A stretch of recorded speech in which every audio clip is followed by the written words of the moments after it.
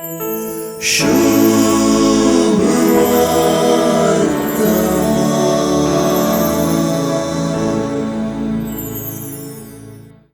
सुवार्तेगार आपले सुवार्तेचे सुरवातेरस आपली सुवार्ता बोव चत्रायेन वरण पळेवन बरयली म्हणटा.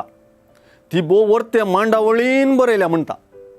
ताणें सांगचें सारकें, कित्याक लूक सुवार्तेगार पयलें स्नानीक जुवांव आनी जेजूच्या जल्मा विशांतल्यो गजाली विवरिता. शेकी बोव स्पश्ट आनी खेरीत तरान स्नानीक जुवांव आनी जेजूची जिणी एके चारित्रीक परिस्थितींत वा चौकटांत बसयता. देखून आज सुवार्तेंत थोड्या चारित्रीक व्यक्तींचो उल्लेख आमकां आयकूंक मेळटा.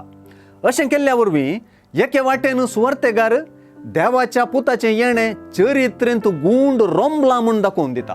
तितलें मात्र न्ही, देवाच्या पुताच्या येण्यान चरित्रस बदलता म्हूण परगडता.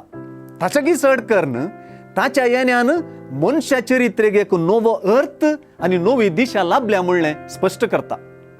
आनी एके वाटेन चरित्रेंत तिबेर चक्रवर्तीचे, अधिपती पिलाताचे, उपाराय हेरोदीचे आनी श्रेष्ठ याजक कायफासाचें नांव म्हणजे इस्रायलाच्या भितरल्या आनी भायल्या राजकीय आनी धर्मीक मुखेल्यांची नांवां देवाच्या पुताच्या येण्याच्या मिस्तेरा मुखार मस्क जातात, गैरी जातात.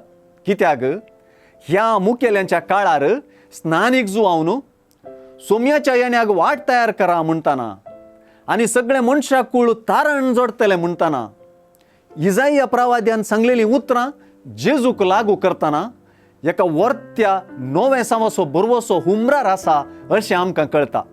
असलें नवें सांव हाडच्या सोमयाशी गमन चड वेता.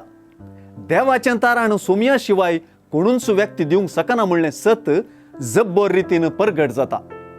तुजी आनी म्हजी चरित्राय जेजू संगी आनी ताचे मुखांत रुपीत जाता. आमचे थंय जेजूची चरित्रां मिसळल्या.